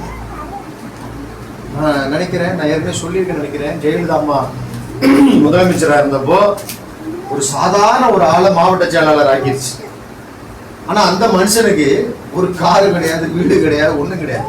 மாவட்ட செயலாளர் தான் பெரிய ஆளா இருக்கணும். உடனே அந்த அம்மா காரு கொடுத்துச்சு. என்னன்னு கேட்டா, அந்த கட்சி 2ஆ உடைஞ்சிச்சு பாருங்க, ஜானகி அணி ஜே அணி. அப்ப ஜே அணியில அந்த மனுஷன் ஆரம்பத்துல இருந்து உறுதியா இருந்தார். அதனால அவருக்கு அந்த பதவி கொடுத்துச்சான். இப்ப பாருங்க, ஒரு கட்சி தலைவியை நம்பி உறுதியா இருந்த ஒரு மனுஷனுக்கு ஒரு கட்சி தலைவி இவ்வளவு நன்மை செய்ய முடியும்னா, பற்றி கொண்டவர்களுக்கு அவர் எவ்வளவு நன்மை வழங்குவார். பாருங்க, ஒரு சங்கீதம் வாங்க. 31ஆம் சங்கீதம் 31ஆம் சங்கீதம் 19ஆம் வசனம் படி. 31 உமக்கு பயந்தவர்களுக்கும் மனுபுத்திரருக்கு முன்பாக உம்மை நம்புகிறவர்களுக்கும் நீர் உண்டு பண்ணி வைத்திருக்கிற உம்முடைய நன்மை. அப்ப அந்த ஜெயலலிதா அம்மையாரை நம்பினவருக்கே இவ்வளவு பெரிய பதவி, இவ்வளவு பெரிய ஆசீர்வாதம் கிடைக்கும் என்றால், அந்த சராசரங்களையும் சிருஷ்டித்த தேவனை நம்பி இருக்கிற உங்களுக்கு அந்த வசனம் பாருங்க, அவர் உண்டு பண்ணி வைத்திருக்கிற நன்மை எவ்வளவு பெரிதா இருக்கும். How greater than is. எவ்வளவு பெருசு தெரியுங்களா? அதை நம்ம அறிந்து கொள்ளணும். ஏன் தெரியுமா? நம்முடைய தேவன் பெரியவர். அல்லேலூயா. அவர் சொல்றார், யோனாவிலும் பெரியவர் இங்கே இருக்கிறார், சாலமோனிலும் பெரியவர் இங்கே இருக்கிறார், யாக்கோபிலும் பெரியவர் இங்கே இருக்கிறார், தேவாலயத்திலும் பெரியவர் இங்கே இருக்கிறார். ஏன்னா இஸ்ரவேலர்களுக்கு தேவாலயம் தான் பெருசு. அவர் சொல்றார், நீ தேவாலயம் இல்லடா, அதை விட பெரியவர் நான். அந்த பெரியவர் சொல்றாரு, உங்களுக்கு எனக்கு அவர் உண்டு பண்ணி வைத்திருக்கிற நன்மை எவ்வளவு பெரிதா இருக்குது. இந்த வருஷம் எதெல்லாம் உங்களுக்கு தீமையா இருந்துச்சோ, போன வருஷம் போன மாசம், அதை எல்லாவற்றையும் நன்மையாக திருப்பி பண்ணுகிற ஒரு நல்ல ஆண்டவரை நாம் பெற்றிருக்கிறோம். 27ஆம் சங்கீதம் 13ஆம் வசனம். 27ஆம் சங்கீதம் 13ஆவது வசனம். நானோ ஜீவனுள்ளோர் தேசத்திலே கர்த்தருடைய நன்மையை காண்பேன் என்று விசுவாசியாதிருந்தால் கெட்டு போயிருப்பேன். பார்த்தீங்களா? ஏன் நம்முடைய வாழ்க்கையில கெட்டு போன காரியம்? நம்ம சமைச்ச சாப்பாடு தாங்க. ஒரு 2 நாள் நீங்க அப்படியே வச்சிருங்க, என்ன வாசனை வந்துருதுங்க? என்ன வாசனை வந்துருது? ஒரு நாத்து அடிக்குதுங்களா? ஃப்ரிட்ஜுக்குள்ள வச்சா கூட, ஃப்ரிட்ஜை திறந்தா கூட என்ன பண்றது? ஒரு உள்ள இருந்து குப்புன்னு ஒரு ஸ்மெல் வருதுங்களா? வருதா இல்லைங்களா? ஃப்ரிட்ஜ் கெட்டு போகாம பாதுகாக்கிறது தான். ஆனாலும் கூட அது உள்ள நம்ம ஏதாவது வச்சுட்டு திறந்தோம்னா, ஒரு மாவு வச்சிருந்தாலோ, தோத்திரம் இல்ல 7 நாளைக்கு முன்னாடி வச்சிருந்த சாம்பார் வச்சிருந்தாலோ, திறக்கும் போது என்ன ஆகுது? ஒரு ஸ்மெல் வருது, கெட்டு போயிடுது. அப்ப ஏன் கெட்டு போறோம்? விசுவாசியாது இருந்தால். என்ன விசுவாசியாது இருந்தால்? ஜீவனுள்ளோ தேசத்திலே கர்த்தருடைய நன்மையை காண்பேன் என்று விசுவாசம். 34ஆம் சங்கீதம் நம்ம எல்லாருக்கும் தெரியும். 10வது வசனம் சொல்லுகிறது, கர்த்தரை தேடுகிறவர்களுக்கோ. 12வது வசனம் படிங்க. 10வது வசனம் எல்லாருக்கும் தெரியும். 12வது வசனம் படிங்க. நன்மையை காணும்படி. அப்ப எதை விரும்பணும்? நீங்க நன்மையை முதல்ல விரும்பணும். நான் நன்மையை காணணும் ஆண்டவரே, எனக்கு நன்மை வேணும் ஆண்டவரே. எனக்கு என்ன வேணும்? நன்மை. என்னைக்காவது கேட்டிருக்கிறீங்களா? எப்ப பார்த்தாலும் அவன் நல்லா இருக்கிறானே, இவன் நல்லா இருக்கிறானே, இவங்க எல்லாம் இல்ல. ஆண்டவர்கிட்ட எந்திரிச்சு சொல்லணும், ஆண்டவரே நான் இன்றைக்கு நல்லா இருக்கணும், என் குடும்பம் நல்லா இருக்கணும், என் தேசம் நல்லா இருக்கும், என் சொந்தக்காரங்களாம் நல்லா இருக்கணும், தோத்திரம் என்னோட கூட பிறந்தவங்க நல்லா இருக்கணும், என் உற்றா உறவினர்கள், எங்க கம்பெனில வேலை செய்யறவங்க எல்லாரும் நல்லா இருக்கணும் அப்படின்னு நீங்க நினைச்சு பாருங்களேன். நான் சொல்றேன், அப்படி நினைக்கிறவங்கள தான் யோபு தன் சிநேகிதர்களுக்காக வேண்டுதல் செஞ்சான். நம்ம எப்பவுமே நம்முடைய மனசு மற்றவங்களை பார்த்து பொறாமப்படக்கூடாது. யாரை பார்த்து பொறாமப்படணும் தெரியுமா? தேவனை பார்த்து பொறாமப்படணும். நான் தேவனை போல இல்லையே, நான் தேவனை போல நன்மை செய்யலையே. அப்படிப்பட்ட ஒரு தன்மை உடையவர்களாகத்தான் தேவன் நம்மை சிருஷ்டித்திருக்கிறார். 65ஆம் சங்கீதம் 11ஆம் வசனம் நம்ம எல்லாருக்கும் தெரியும். வருஷத்தை உம்முடைய நன்மையால் திருப்தியாக்குகிறீர். வருஷம் பூரா நான் சொல்றேன், நன்மையினாலதான் திருப்தியாக்குவார். ராமன் சொல்லுங்க. அல்லேலூயா. 84ஆம் சங்கீதம் படிங்க, 11ஆம் வசனம். சில வசனங்களை வாசித்துட்டு இன்னைக்கு ஒரு 2-3 மனுஷங்களை பார்க்க போறோம். நிறையா இருக்குது, டைம் இருந்துச்சுன்னா பார்ப்போம். 84ஆம் சங்கீதம் 11ஆவது வசனம். தேவனாகிய கர்த்தர் சூரியனும் கேடகமானவர், கர்த்தர் கிருபையும் மகிமையும் அருளுவார். உத்தமமாய் நடக்கிறவர்களுக்கு நன்மையை அப்படின்னா என்ன கண்டிப்பா வழங்குவார். எது உத்தமம்? போன பேசணும். நமக்கு அறிஞ்சதுல நன்மையா நடக்கணும், சரியா நடக்கணும், வேற ஒண்ணுமே கிடையாது. அப்புறம் பார்த்தா தான் சொன்னார், எனக்கு முன்பா நடந்து நீ எப்படி இரு. காலைப்ப பார்த்து சொன்னார், என் தாசனாகிய காலைப்போ உத்தமமா என்னை பின்பற்றினபடினார். அப்படின்னா என்ன? கர்த்தர் என்ன சொன்னாரோ அதை விசுவாசித்தான், அதுபடி நடந்தா அதான் உத்தமம். வேற ஒண்ணும் பெருசு கிடையாது. உத்தமமாய் நடக்கிறவர்கள் கர்த்தர் என்ன வழங்குவார்? நன்மையை கண்டிப்பாக. 85ஆம் சங்கீதம் 12ஆம் வசனம். நம்முடைய தேசமும் தன் பலனை. பார்த்தீங்களா? நம்ம தேசத்தை ஆசீர்வதிக்கணும். நீங்க ஆசீர்வதிக்க தேசம் பலனை கொடுக்குங்க. அதனாலதான் பாருங்க, ஏசியா 1ஆம் அதிகாரத்தில் சொல்றாரு, நீங்கள் நன்மை செய்ய படியுங்கள். ஏசியா 1 தானே, 17ஆம் வசனம் பாருங்க. ஏசியா 1:17. நீங்கள் நன்மை செய்ய என்ன பண்ணுங்கள்? படியுங்கள். படிக்கணும். எதெல்லாம் படிக்கிறோம்? எதுக்கு படிக்கிறோம்? ஜோனா, நீ என்னவாக போற? படிச்சு என்னவாக போற? டாக்டர் ஆக போற. தோத்திரம். நீ என்னவாக போறப்பா தம்பி? தெரியலையா? அவன் தான் நல்லவன். ஆமா டாக்டர்ன்னு சொல்லிவிட்டு அப்பாவுக்கு இப்பவே வயிற்ற கலக்கிக்கிட்டு இருக்கோம். அடப்பாவிகளா, இப்பவே 10 லட்சம் 20 லட்சங்கிறாங்க. ஜோனா டாக்டர் ஆகும்போது எத்தனை லட்சம் கேட்க போறாங்களோ. அவன் நல்ல பையன், அவங்க அப்பாவை பத்தி புரிஞ்சவன். அப்பா அதெல்லாம் கவலையப்படாதப்பா, அந்த நேரத்தில் என்ன படிக்கணுமோ அதை படிச்சுக்குவோம். ஒரு எய்மோட இருக்கிறாங்க பசங்க. அதாவது சொன்னார், டாக்டருக்கு படிக்கணும், இன்ஜினியர் படிக்கணும்னு சொல்றாங்களே. யாராவது பாஸ்டருக்கு படிக்கணும், யாராவது அரசியல்வாதி ஆகணும் யாராவது சொல்றாங்களா? யாருமே சொல்ல மாட்டேங்கிறாங்க. நல்லவங்களாம் அரசியலுக்கு வராததுனாலதான் நாடு என்னவாகிட்டு இருக்குது? குட்டிச்சவராகிட்டு. அரசியல் ஒரு சாக்கடைங்கிறோம். சாக்கடைக்குள்ள இறங்கி சுத்தம் பண்ணா தானே கிளீன் ஆகும். சாக்கடைன்னு சொல்லிக்கிட்டே இருந்தா, நியாயப்பிரமாணம் மாதிரி சாக்கடைன்னு சொல்லிக்கிட்டு இருந்தா, இயேசு இந்த சாக்கடைக்குள்ள இறங்கினார், இந்த பாவத்துக்குள்ள இறங்கினார். இறங்கி நம்மளை என்னவாக்கிட்டார்? மீட்டு கொண்டார். அல்லேலூயா. கர்த்தருக்கு மகிமை உண்டாகும். 103ஆம் சங்கீதம் 5ஆவது வசனம் நம்ம எல்லாருக்கும் தெரியும்.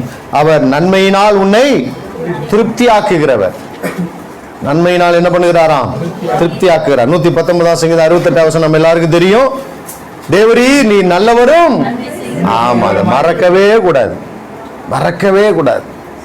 தூக்கத்துல அடிச்சு எவனாவது இல்ல கர்த்தர் உனக்கு தீமை செஞ்சிருக்கிறார், காசு வாசப்பள்ள நிக்கிறாருப்பா அப்படின்னு சொன்னா கூட நம்ப கூடாது. நான் என் வாழ்க்கையில இப்ப தீமை இருந்தாலும் ஏன் கர்த்தர் எனக்கு என்ன செய்ய மாட்டாரு? தீமை செய்ய மாட்டார். அவர் நன்மையை மாத்திரமே செய்வார். யாக்கோபு அதைத்தான் சொல்றாரு. என்ன சொல்றாரு? பரத்திலிருந்து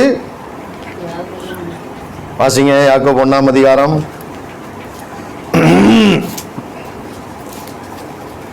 பூரணமான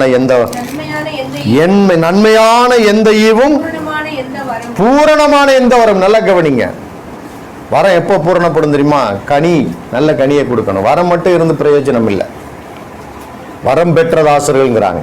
அவங்கள கூட பிசாசு மாற்றி விட்டுரும். பாலகிருஷ்ண லாரியா அப்படின்னு ஒருத்தர் இருந்தார். அவரை போல அற்புதம் செஞ்சவங்க யாரும் கிடையாதான், கேள்விப்பட்டிருக்கிறேன். பேய் பிசாசெல்லாம் ஓடுமா. பிசாசு அவரே என்ன பண்ணிடுச்சு? திசை திருப்பி விட்டான். நிறைய பேர் அப்படிதான் மாற்றி விட்டுருவான். அப்போ பூரணமான எந்த வரமும் நன்மையான எந்த ஈவும் பரத்திலிருந்து உண்டாகி. எங்க இருந்து வருதா? நம்முடைய பிதா, ஜோதிகளின் பிதா. அல்லேலூயா. அப்போ என்ன, மனுஷன் இப்படிப்பட்டவனா இருக்கிறான், தேவன் இப்படிப்பட்டவரா இருக்கிறாரு. சபை எப்படி இருக்கணும்? கர்த்தர் நம்ம நன்மையினால திருப்தி தருகிறார், முன்னிருந்ததை போல நம்மளை மாத்திரான்னு சொன்னார்னா, அப்ப சபை நீங்களும் நான் எப்படி இருக்க வேண்டும்? நீதிமான். நீங்கள் நான் யாரு? நீதிமான். நீதிமொழிகள்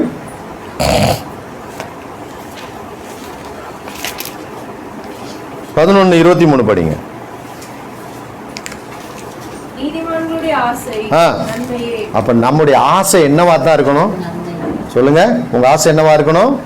டாக்டர்னு சொல்லிட்டான்னா அந்த டாக்டருக்கு படிப்புக்கு ஏற்ற காரியத்தையே சிந்திக்கணும். டாக்டருக்கு படிக்கணும்னு சொல்லிட்டு +2ல போயிட்டு காமர்ஸ் குரூப் எடுக்க முடியுமா? எடுக்கலாம். ஆனா என்ன படிக்க முடியாது? டாக்டருக்கு படிக்க முடியாது. தோத்திரம். அப்போ அதுக்கேற்ற அந்த வழிமுறைகளை பின்பற்ற வேண்டும். அப்ப நீங்களும் நானும் ஆண்டவர் இந்த வருஷம் நமக்கு நன்மையை திருப்பி தருகிறான்னு சொன்னா நம்முடைய ஆசை, நம்முடைய விருப்பம், நம்முடைய டிசையர்ஸ் எல்லாமே எதுல இருக்கணுமா? எதுல இருக்கணும்? நீதிமானுடைய ஆசை. நீதிமானுடைய ஆசை அதே அதிகாரத்துல 27வது வசனம் படிங்க. நன்மையை ஜாக்கிரதையுடன் தேடுகிற நன்மை எப்படி தேடணுமா? பி கேர்ஃபுல்ங்க. ஜாக்கிரதையா தேடணுமா? பாருங்க, ஆண்டவர் சொன்னாரு ஒரு ஓமையில 3 பொருள் காணாம போச்சு. ஒண்ணு முதல்ல என்ன காணாம போச்சு? ஒரு ஆடு காணாம போச்சு. எத்தனை ஆடு தான் காணாம போச்சு? ஒரு ஆடு தான். அந்த 99 ஆடை பத்தி அவன் கவலைப்படல. ஒரு ஆடை தேடி போயிட்டான். கண்டுபிடிச்சு வந்த உடனே வசனம் சொல்லுது, பரலோகத்துல என்ன உண்டாகுதான்? மிகுந்த சந்தோஷம் உண்டாகு. அடுத்து பாருங்க, ஒரு ஸ்திரீ வெள்ளி காசுல ஒன்ன என்ன பண்ணிட்டாலாம்? தவற விட்டுட்டு அவருடைய மனசெல்லாம் பாருங்க எப்படியாவது அந்த காசை கண்டுபிடிக்கணும். விளக்க கொளுத்தி வீட்டை பெருக்கி தடவி கிடவியாவது அந்த காசை கண்டுபிடிச்சிட்டா எவ்வளவு சந்தோஷப்படுவா. அதே போலதான் சோத்திரம். இங்க வசனம் என்ன சொல்லுது? நன்மையை ஜாக்கிரதையாய் தேடுகிறவன் பெறுவான். தயை, தேவனிடத்திலிருந்து தயை பெறுவான். நன்மையை ஜாக்கிரதையா தேடணும். எனக்கு இது படிச்ச உடனே தான் புரிஞ்சுது, ஏன் பொண்ணு தேடுறவங்களாம் ரொம்ப ஜாக்கிரதையா தேடுறாங்க எனக்கு புரிஞ்சிச்சு. ஏன்னா நீதிமொழிகள் 18:22 மனைவியை கண்டடைகிறவன் நன்மையை கண்டடைகிறான் தேவனிடத்திலிருந்து. அப்ப அதனால தான் நான் நினைக்கிறேன், ஒரு சில பேர்லாம் பாத்தீங்கன்னா சோமநாதபுரத்துல இவன் படையெடுத்தது பாரு. யாரு படையெடுத்தது? கஜினி முகமது படையெடுத்தது மாதிரி படையெடுக்கிறாங்க. எனக்கு புரியல, ஏன்டா இவ்வளவு பொண்ணு. அப்பதான் புரிஞ்சு, ஓஹோ நன்மையை ஜாக்கிரதையா என்ன பண்றாங்க. ஆமா, வாழ்க்கையில கல்யாணங்கிறது பெரிய நன்மையாச்சே, ஜாக்கிரதையா தேடுறாங்க. தோத்திரம். நான்லாம் ஒரே ஒரு பொண்ணை தான் பார்த்தேன். தோத்திரம். சரின்னு சொல்லிட்டேன். தோத்திரம். சரி ஓகே அப்படின்னு சொல்லிட்டேன். பாஸ்டர் கூட சொன்னார், பிரதர் நல்லா யோசித்து ஒரு 3 நாள் ஃபாஸ்டிங் போட்டு ஜெபம் பண்ணிட்டு சொல்லுங்கன்னாரு. தோத்திரம். அவரும் சொல்லி பார்த்தா, நானும் ஃபாஸ்டிங் போட்டு பார்த்தேன், வரல ஃபாஸ்டிங். தோத்திரம். சரி, நமக்கு ஒரு சந்தோஷம். இது இதை நீங்க எப்படிப்பட்டா இருந்தாலும் சமாளிச்சுக்கலாம். என்ன பண்ணிக்கலாம்? சமாளிச்சுக்கலாம். தோத்திரம். குப்பை கொட்டிடலாம். என்ன கொட்டிடலாம்? நிறைய பேர் வாழ்க்கை குப்பை கொட்டுற வாழ்க்கையா தான் இருக்கு. இல்ல, இது நன்மையை பெற்றுக்கொள்கிற வாழ்க்கை. வசனம் அதான் சொல்லுது, மனைவியை கண்டடைகிறவன் நன்மை. அப்படி நினைங்க. இன்னைக்கு ஒருவேளை உங்க புருஷன் தீமையா கொடுக்கலாம், ஒருவேளை உங்க மனைவினால உங்களுக்கு கஷ்டம் வரலாம், உங்க பிள்ளைங்கனால கஷ்டம் வரலாம். நான் சொல்றேன், கர்த்தர் கொடுத்தா புத்தியுள்ள ஸ்திரீ கர்த்தர் அருளும் ஈவு, the gift from God. உங்க கல்யாண வாழ்க்கையை நீங்க அப்படி யோசித்து பாருங்க. இன்னைக்கு ஒருவேளை தர்ம சங்கடமா இருக்கலாம், கஷ்டமா இருக்கலாம். ஆனா நிச்சயம் நான் நம்புறேன், என் கடவுள் எனக்கு ஒரு கல்யாணத்தை பண்ணி வச்சிருக்கிறார்னா அது கடவுள் கொடுத்தது. இன்னைக்கு கஷ்டமா இருக்கிறது, நிச்சயம் கர்த்தர் இந்த வருஷத்துல அது நன்மையாக திரும்ப பண்ணுவார். அப்படி நீங்க நம்பணும். போய் இப்படி போய் கல்யாணம் பண்ணி விட்டேனே, எவ்வளோ பேர் சொன்னாங்க, இப்படி போய் மாட்டிக்கிட்டேனே. நிறைய பேர் சொல்றது என்னது, இப்படி போய் மாட்டிக்கிட்டேனே அப்படின்னா. இல்ல இல்ல, கர்த்தர் நமக்கு எப்போ நன்மையை தான் தருவார். ஒரு ஆமென் சொல்லுவோம். அல்லேலூயா. அப்ப நீதிமானுடைய ஆசை விருப்பம், அந்த நன்மையை ஜாக்கிரதையா என்ன பண்ணணுமா? தேடிக்கணும். 14:22 நீதிமொழிகள் 14:22. தீமையை யோசிக்கிறவர்கள் தவறுகிறார்கள் அல்லவோ, நன்மையை யோசிக்கிறவர்களுக்கோ கிருபையும் சத்தியமும் உண்டு. பார்த்தீங்களா? அப்படி இப்படி சொல்லணும். கிருபையும் சத்தியம் இருக்கிறவன் தான் எதை யோசிப்பான்? என் கிருபையும் சத்தியம்னா என்ன? யோவான் 1ஆம் அதிகாரம் 14வது வசனம் படிங்க. யோவான் 1:14. 12-14. அவர் சத்தியமும் கிருபையும் சத்தியமும் இல்ல, அதுக்கு முன்னாடி ஒண்ணு இருக்கும் பாரு. அந்த வார்த்தை மாம்சமாகி கிருபையினாலும் நிறைந்தது. பத்தீங்களா? இயேசுவையே தேவன் உண்டாக்கின பொழுது எப்படி உண்டாக்கிறாராம்? கிருபையும். அப்படின்னா என்ன? கிருபையும் சத்தியமும் உங்களுக்கு நிறைஞ்சிருந்தா ஆட்டோமேட்டிக்கா உங்க வாழ்க்கை என்னவாகும்? நன்மையா இருக்கும். அதைத்தான் நீதிமொழியில ஞானி இப்படி சொல்றார், தீமையை யோசிப்பவர்களுக்கோ தவறுகிறார்கள் அல்லவோ, ஆனா நன்மையை யோசிக்கிறவர்களுக்கு கிருபையும் சத்தியமும் உண்டு. அப்ப கிருபையும் சத்தியம் பெற்றிருக்க அப்படின்னா என்ன? இயேசுவை பெற்றிருக்கிறவர்களுக்கு உங்களுக்கு என்ன உண்டு? நன்மை உண்டு, நிச்சயம் உண்டு. 31ஆம் அதிகாரம் 12ஆம் வசனம் நம்ம எல்லாருக்கும் தெரியும். குணசாலியான ஸ்திரீ உயிரோடு இருக்கும் நாளெல்லாம் தன் புருஷனுக்கு நன்மையே செய்கிறார். நன்மையே செய்யணும். என்னடா எல்லாமே மனைவிக்கே சொல்றீங்களே பாஸ்டர், அப்ப புருஷன் என்ன வேணாலும் செய்யலாமா? பைபிள் அப்படித்தான் சொல்லுது. புருஷன் அப்படித்தான் இருப்பான், அவன் ஒரு மாதிரி தாறுமாறா தான் இருப்பான். அப்ப புத்தியுள்ள ஸ்திரீ தான் என்ன பண்ணணும்? புருஷன் குணம் அறிஞ்சு, புருஷனுடைய நேரம் அறிஞ்சு, அவனை எப்படி எல்லாம் மாற்றணும், எப்படி எல்லாம் கொண்டு வரணும். ஸ்தோத்திரம். அதனால தான் பேதுரு எழுதும்போது என்ன சொல்றாரு பாருங்களேன், சில ஸ்திரீகள் பிரசங்கம் பண்ண தேவையில்லை, போதிக்காமலே தம்முடைய கணவன்மார்களை என்ன பண்றாங்களாம்? வாசிங்க 1 பேதுரு. பேதுருக்கு எழுதின நிருபம் 1 பேதுரு 3ஆம் அதிகாரத்துக்கு வாங்க.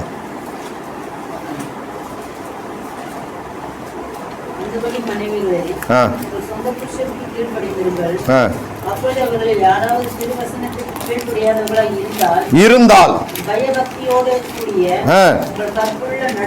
பாத்தீங்களா, பயபக்தியோடு கூடிய உங்கள் கற்புள்ள நடக்க. நல்லா கவனிங்க, புருஷனுடைய கற்புள்ள நடக்க இல்ல. புருஷன் மோசமா கூட இருக்கலாம், பயங்கரமா கூட இருக்கலாம். உங்கள் கற்புள்ள நடக்கையினால் போதனையின்றி, பாத்தீங்களா, அவனுக்கு பிரசங்கமே தேவையில்லை, அவன் சர்ச்சுக்கே கூட வராம இருக்கலாம். ஆனா உங்களுடைய நடக்கையினாலே, பாத்தீங்களா, ஒரு ஆமென் சொல்லுங்க. அப்ப அவன் என்ன தீமை செஞ்சாலும் நன்மை செஞ்சுக்கிட்டே இருக்கணும். அதுதான் இயேசு சொன்னார். லூக்கா 6ஆம் அதிகாரம் 33 இருந்து படிங்களேன். லூக்கா 6 33 இருந்து 35 வரைக்கும் படிங்க. லூக்கா 6. நன்மை செய்யறவனுக்கே நன்மை செஞ்சா என்னப்பா பிரயோஜனம்? என்ன பிரயோஜனம்? பாவிகள் அப்படித்தானே செய்யறாங்க. 100 ரூபா மொய் செஞ்சா 101 ரூபா செய்யணும். இந்த தஞ்சாவூர் பட்டுக்கோட்டை பக்கம்லாம் மொய் விருந்தினே ஒன்று நடத்துவாங்க. ஆலங்குடி பக்கம்லாம் மொய் விருந்தினே ஒன்று, கல்யாணம் காட்சி இல்லை, அது பேரே மொய் விருந்து. நோட்டு போட்டு எழுதி வச்சிருப்பாங்க. எவனாவது வந்து செய்யலாம், வீட்டில் போய் சட்டையை பிடிச்சிட்டா, போன மொய் விருந்து உனக்கு இவ்வளோ பண்ணியிருக்கிறேன், ஏன்டா செய்யலைன்னு கேட்பாங்க, சண்டை வருமா. அதை தான் சொல்றாரு, திருப்பி செஞ்சவனுக்கே நீ செய்யணும்னு வச்சா அதனால பலன் இல்லப்பா. 30 கொடுக்கிறார்களே. என்ன சொல்றாரு? சத்துருக்களை சிநேகியுங்கள். அப்ப உங்க புருஷன் சத்ருவா இருந்தாலும் சிநேகிங்க, உங்க மனைவி சத்ருவா இருந்தாலும் சிநேகிங்க. நன்மை செய்யுங்கள். என்ன செய்யுங்கள்? நன்மை செய்யுங்கள். அதனாலதான் நீங்க சின்ன தீர்க்கதரிசி புத்தகம்லாம் படிச்சீங்கன்னா, நன்மை இன்னதென்று உங்களுக்கு அறிவித்திருக்கிறாரே, நன்மை செய்ய படியுங்கள், மனத்தாழ்மையை தேடுங்கள். நன்மை இன்னதென்று உங்களுக்கு என்ன பண்ணி இருக்கிறாரு? ஆமோஸ் படிங்க. ஆமோஸ் தீர்க்க தரிசன புஸ்தகம். மீகாவா இல்ல? படிங்க. நன்மை மீகா 6:8. ஆமா, ரைட்டு. நன்மை இன்னதென்று உனக்கு அறிவித்திருக்கிறார். நியாயம் செய்து இரக்கத்தை சிநேகித்து உன் தேவனுக்கு முன்பாக மனத்தாழ்மையாய் நடந்து கொள். தேவனுக்கு முன்பாக என்ன? மனுஷர்களுக்குள்ள எப்படி நடக்கணும்? தாழ்மையா நடக்கணும். கர்த்தர் நம்மளை உயர்த்தி வச்சிருக்கலாம், நல்ல பணிவா நடந்து பாருங்களேன். அதனாலதான் ஆண்டவர் சொன்னாரு, முதன்மையா இருக்க விரும்புறவன் என்னவா இருக்கணும்? கடையனாய் பணியாளா இருக்கணும். உன்னை ஒருத்தர் விருந்துக்கு கூப்பிட்டு இருந்தானா முதல்ல போய் முதல் சீட்ல உட்காந்துடாத. ஏன்னா உன்னிலும் பெரியவனை எவனாவது கூப்பிட்டு இருப்பான். அப்ப நீ எந்திரிச்சு அந்த இடத்த விட்டு போனா அவமானமா இருக்கும். பின்னாடி உட்காரு. நீ தான் அந்த விருந்துல முதன்மையானவனா, அவன் கூப்பிடுவான். சில கூட்டங்களுக்கெல்லாம் நாங்க போயிடுவோம், பிரசங்கத்தை கூப்பிட்டுருவாங்க. நான் என்ன பண்ண மாட்டேன், முன்னாடி போக மாட்டேன், பின்னாடி உட்காந்துருவேன். அவங்க பிரசங்கர் வரலையான்னு தேடிக்கிட்டு இருப்பாங்க. அப்புறமா இங்கேருந்து சொல்லி விடுவேன், பாஸ்டர் வந்திருக்கிறேன் சொல்லுங்க. அதுக்கப்புறம் அவங்க கூப்பிடுவாங்க. அப்போ நம்ம நடந்து போகும்போது அது ஒரு கணத்துக்குரியதாக இருக்கும். நம்மளே போய் விறுவிறுன்னு போய் உட்காந்து நம்மளே போய் மரியாதை எடுத்துக்கொள்ளக்கூடாது. அப்போ பணிவு, மனத்தாழ்மையாய் நடப்பது. கர்த்தருக்கு ஸ்தோத்திரம் உண்டாவதாக. அல்லேலூயா. அப்போ நீங்களும் நானும் சத்துருக்களை என்ன பண்ணணுமா? நேயிக்கணும். யோவான் 1:46 நாத்தான்வேல் கேட்கிறான், நாசரேத்திலிருந்து யாதொரு நன்மையும் வரக்கூடுமோ? அதுக்கு பதில் சொல்றாரு, அப்போஸ்தலர் 10:38 அவர் நன்மை செய்கிறவராய் சுட்டேத்தனா. எபிரேயர் 9:11 படிங்க, நல்லா இருக்கும். எபிரேயர் 9:11.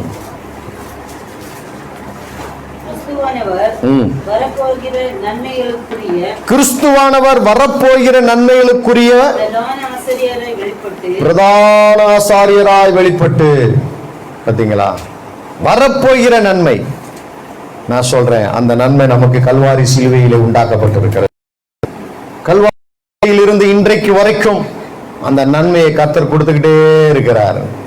இந்த வருஷத்துல உங்களுடைய வாழ்க்கையில எதெல்லாம் தீமையா இருக்குதோ, எதெல்லாம் கஷ்டத்தை கொடுத்துக்கிட்டு இருக்குதோ, எதெல்லாம் நஷ்டத்தை கொடுத்துக்கிட்டு இருக்குதோ, அதை எல்லாவற்றையும் கர்த்தர் நன்மையாக திருப்பி தரப்போகிறார். எத்தனை பேர் ஆமென் சொல்றீங்க? நம்ம எல்லாரும் கண்களை மூடி கர்த்தரை நோக்கி பார்ப்போம். தொடர்ந்து நம்ம அடுத்த வாரம் பார்ப்போம். நிச்சயமா சொல்றேன், உங்களுடைய சிறையிருப்பை திருப்பி உங்களுக்கு ஆரோக்கியமும் சௌக்கியமும் வர பண்ணி சமாதானத்தையும் சத்தியத்தையும் வெளிப்படுத்துவார். இன்றைக்கு அந்த சத்தியம் சொல்லப்பட்டிருக்கிறது. நீதிமானுடைய ஆசை நன்மையே. உங்களுடைய விருப்பம் எல்லாம் நன்மையை குறித்து தான் இருக்கணும். உங்களுடைய எண்ணங்கள் எல்லாம் நன்மையை குறித்து தான் இருக்கணும். உங்களுடைய செயல்பாடுகள் எல்லாம் நன்மை நன்மை நல்லது நல்லது நல்லதை பத்தியே இருக்கணும். உலகம் முழுவதும் தீமைக்குள்ள இருக்க, தீமை இருக்கலாம், ஆனா நீங்க நீதிமான். அல்லேலூயா, அல்லேலூயா. எல்லாரும் கண்களை மூடி கர்த்தரை நோக்கி ஸ்தோத்திரம் பண்ணுவோம். Praise the Lord. தீமைகளை நன்மையாக மாற்றினீ, துன்பங்களை இன்பமாக மாற்றினீ, தீமைகளை நன்மையாக மாற்றினீ, துன்பங்களை இன்பமாக மாற்றினீ. நன்றி நன்றி, எல்லா நன்மைக்கும் நன்றி. நன்றி அப்பா, நன்றி, எல்லா நன்மைக்கும் நன்றி. நடப்பதெல்லாம் நன்மைக்கே நன்மைக்கே, நன்றி சொல்லி மகிழ்வேன் இன்றைக்கே. நடந்ததெல்லாம் நன்மைக்கே நன்மைக்கே, நன்றி சொல்லி மகிழ்வேன் இன்றைக்கே. நன்றி நன்றி.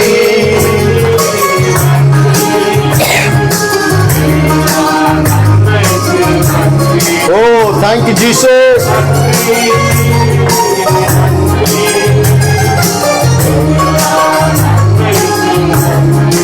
தீமைகளை நன்மையாக மாற்றினீ,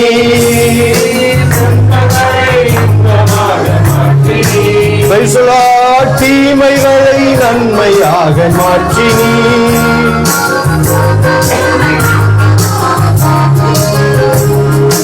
நன்றி ஐயா, நன்றி, எல்லா நன்மைக்கும் நன்றி. நன்றி ஐயா, நன்றி, எல்லா நன்மைக்கும் நன்றி. நடப்பதெல்லாம் நன்மைக்கே நன்மைக்கே, நன்றி சொல்லி மகிழ்வேன் இன்றைக்கே. நடந்ததெல்லாம் நன்மைக்கே நன்மைக்கே, நன்றி சொல்லி மகிழ்வேன் இன்றைக்கே. நன்றி, எல்லா நன்மைக்கும் நன்றி. Thank you Holy Spirit.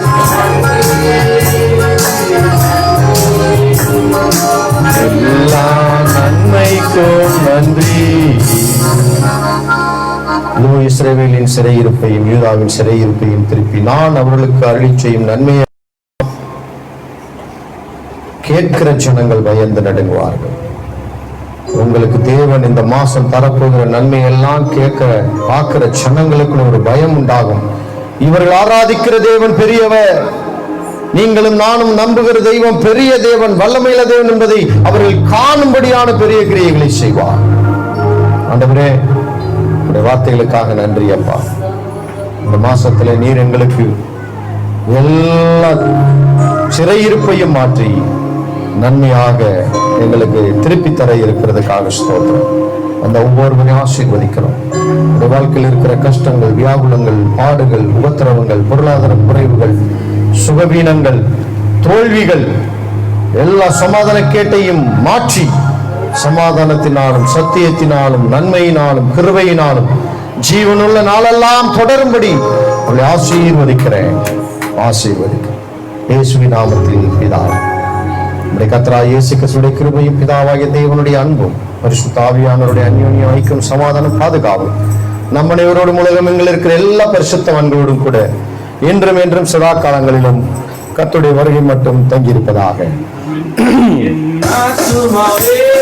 கர்த்தரை ஸ்தோத்திரி என் முழு உள்ளமே, அவர் பரிசுத்த நாமத்தை ஸ்தோத்திரி. என் ஆத்துமாவே கர்த்தரை ஸ்தோத்திரி, என் முழு உள்ளமே. அவர் செய்த சகல உபகாரங்களை மறவாதே, அவர் செய்த சகல உபகாரங்களை மறவாதே, அவர் செய்த சகல உபகாரங்களை மறவாதே, அவர் செய்த சகல உபகாரங்களை மறவாதே. அல்லேலூயா. இயேசு நாமத்தினால